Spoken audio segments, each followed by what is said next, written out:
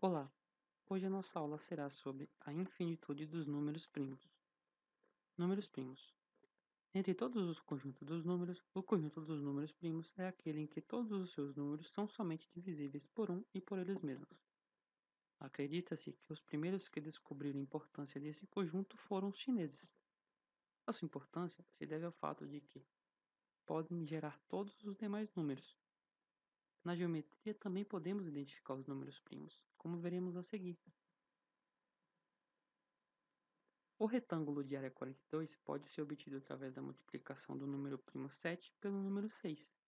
O número 6, por sua vez, não é um número primo, porém pode ser decomposto em fatores primos, como vemos aqui.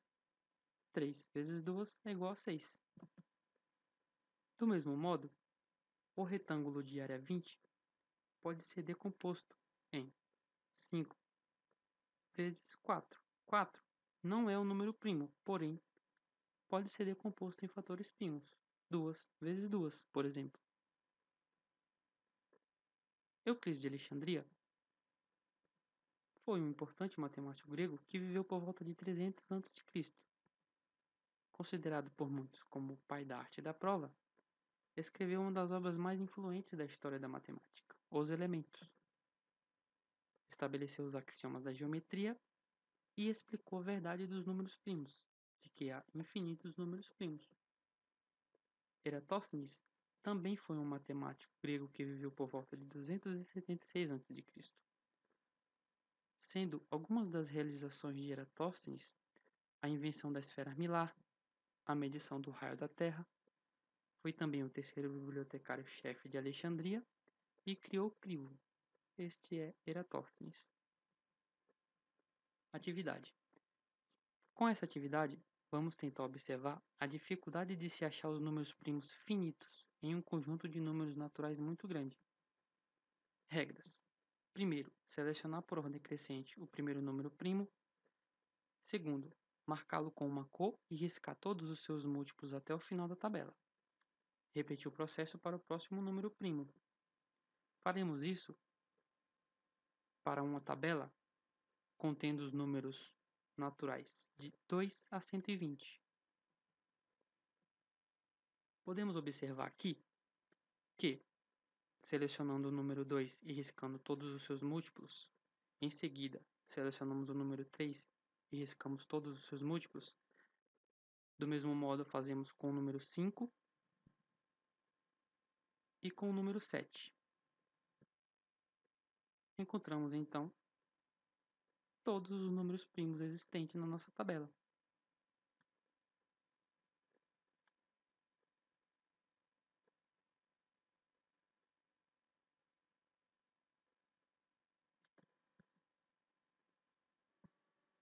Como podemos observar em nossa atividade com o crivo de Eratóstenes, a princípio é uma atividade simples, porém, quanto maior for nosso conjunto de números naturais selecionados para um crivo, maior e mais trabalhosa será nossa atividade para encontrar todos os números primários existentes em uma tabela. 1. E se fosse uma tabela com os primeiros 1 milhão de números naturais? Ou com o primeiro bilhão? 2. É possível encontrar todos os números primários que existem? E 3. Ou seja, o conjunto dos números primos é finito ou infinito? É importante salientar que um número p que não admita outro divisor a não ser ele próprio, que é a unidade, é dito número primo se ele for um número inteiro maior que 1. Um número que pode ser decomposto num produto de fatores primos é chamado número composto. Deste modo, podemos concluir que os números 4, 12, 18, 38, entre outros, são números compostos. Todo número natural que não seja primo é composto, com exceção do 1. E quanto aos números primários?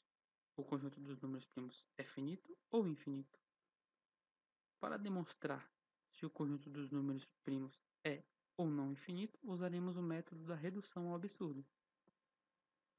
Para isso, apresentaremos a hipótese de que a afirmação existem infinitos números primos é falsa. Vale salientar que todo número maior que 1 ou é primo ou é composto. Isso nos leva à afirmação de que existem finitos números primos, não necessariamente um conjunto pequeno. Indicaremos tais números primos por letras, sendo A o primeiro número primo e S o nosso último número primo. Vejamos como nossa hipótese nos leva a uma contradição, e para isso façamos a construção de um número x por meio dos primos A, B, C, D, seguidos sucessivamente até o número S, que é o nosso último número primo, da seguinte maneira: x é igual a vezes B vezes C vezes D, sucessivamente sendo multiplicados até o nosso último número primo S. Adicionamos a tal produto o número 1. Ou seja, fizemos o produto de todos os números primos possíveis. Estamos supondo que são finitos. E somamos uma unidade a tal produto. 5. O número x não pertence ao conjunto dos números primos, visto que utilizamos todos os primos na sua formação, por hipótese. Então, se x não é primo, ele só deve ser composto. Então, x deve ser um número composto. Conclusão 1. Examinaremos agora o número x de acordo com sua construção. Se dividirmos x por qualquer número primo, a, b, c, d ou qualquer outro até o número s, obteremos para resto sempre o número 1, dado a maneira como o construímos. Em consequência, o número x não admite nenhum primo como divisor, ou seja, o número x não admite nenhum primo como divisor será a nossa conclusão 2. Agora vamos comparar a primeira e a segunda conclusão. Primeira, x é composto. Segunda, x não admite divisor. Vejam que contradição, pois sabemos que todo número composto admite divisores primos. Podem ser fatorados em fatores primos. O que nos levou a essa contradição? Foi a hipótese inicial de que o conjunto dos números primos tinha fim. Portanto, conclui-se que a nossa afirmação inicial de que o conjunto dos números primos seja finito é falsa. Então, só nos resta afirmar que o conjunto dos números primos é infinito, pois só temos duas possibilidades, uma exclui a outra. Exemplo 1. Imagine que todos os primos conhecidos fossem 2, 3 e 5. X seria 2 vezes 3 vezes 5 mais 1, que é igual a 31. 31 não é divisível nem por 2, nem por 3, nem por 5. Logo, 31 ou é primo ou composto por números primos que não estão no nosso conjunto. Neste caso, o número 31 é primo. O segundo exemplo é: imagine agora que os nossos números primos conhecidos fossem 2, 3, 5, 7, 11 e 13. P seria 2 vezes 3 vezes 5 vezes 7 vezes 11 vezes 13, mais 1, 30.031. Usando o método das divisões sucessivas, chegamos a 59 vezes 509 é igual a 30.031, onde 59 e 509 são números primos que não estavam na sequência original. A seguir, assistiremos um trecho do documentário A Música dos Números Primos. As bibliotecas e academias da Grécia Antiga começaram a encher-se de tabelas gravadas com números primos. Talvez alguns matemáticos da Grécia Antiga achassem que poderiam eternizar seus nomes ao escreverem todos os números primos em uma mesma tabela. Mas por volta do ano 300 depois de Cristo, Euclides, o primeiro gênio da matemática, descobriu que isso era impossível. Ele explicou que qualquer pessoa que tentasse escrever todos os números primos iria ficar contando para sempre. Ele provou, sem nenhuma dúvida, que há um número infinito de números primos, e ele fez isso através de uma ingênua e lógica razão matemática.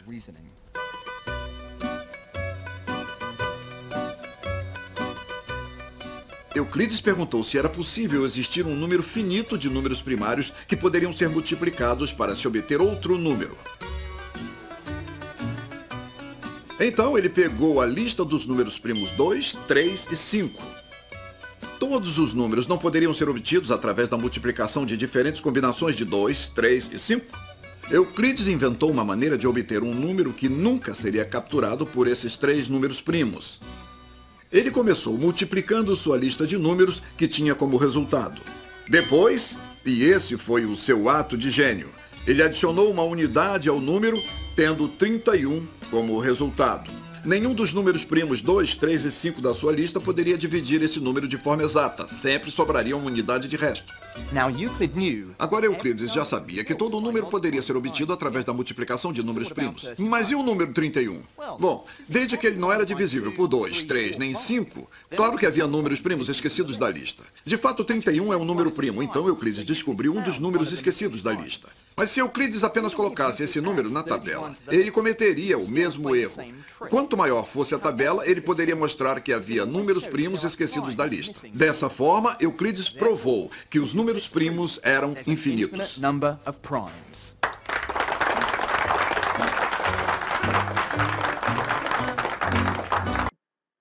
Esta aula foi elaborada com base nas seguintes referências. Obrigado e até a próxima aula.